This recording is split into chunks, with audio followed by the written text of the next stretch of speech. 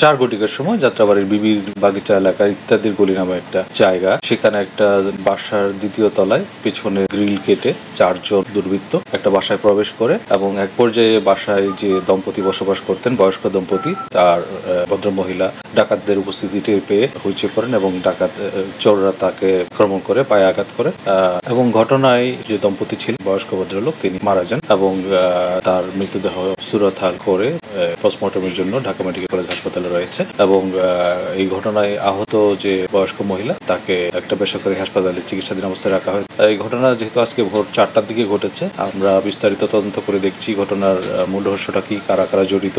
যেহেতু যে বয়স্ক মহিলা তিনি এখনো চিকিৎসাধীন রয়েছেন, তার সাথে বিস্তারিত কথাবার্তা বলা সম্ভব হয়নি। আমরা আশা করি খুব অল্প সময়ের মধ্যেই আমরা এই ঘটনার প্রকৃত রহস্য উদ্ঘাটন করতে সক্ষম হব এবং যারা দোষী তাদেরকে আইনের আওতায় নিয়ে আসতে পারব। এটা আসলে ডাকাতি বা চুরি যেটা বলেন, এটা আইনের বিষয়। এটা ঘটনাটা কোন পর্যায়ে সেটা এখনো নিশ্চিত করে বলা যাচ্ছে না, যেহেতু এই ঘটনার যে অন্যতম ভিকটিম যে বয়স্ক মহিলা তিনি এখন হাসপাতালে চিকিৎসাধীন রয়েছেন, তার সাথে ওভাবে কথা বলা সম্ভব হয়নি। আর যেহেতু আরেকজন মারাই গেছেন, এই বিষয়গুলো নিয়ে আপাতত আমরা গুরুত্ব দিচ্ছি এবং পরবর্তীতে যিনি ভিকটিম মহিলা চিকিৎসাধীন রয়েছেন তার সাথে বিস্তারিত কথা বলে ঘটনার প্রকৃত কারণ বোঝা যাবে এবং আসলে কি কি জিনিস মিসিং রয়েছে সে সম্পর্কে বিস্তারিত জানা। দেখুন, যেসব এলাকাগুলো আমরা দেখেছি বিভিন্ন শহরের কাছাকাছি বা আপনার মফস্বলের মতো একটা বিষয় থাকে, সেখানে বিভিন্ন এলাকার লোকজন এসে বসবাস করেন, এখানে শ্রেণীর লোকজনও থাকেন। তো এখানে বেশ কিছু কারণ আছে অপরাধ প্রবণতা বেশি হওয়ার। তার মধ্যে অন্যতম হচ্ছে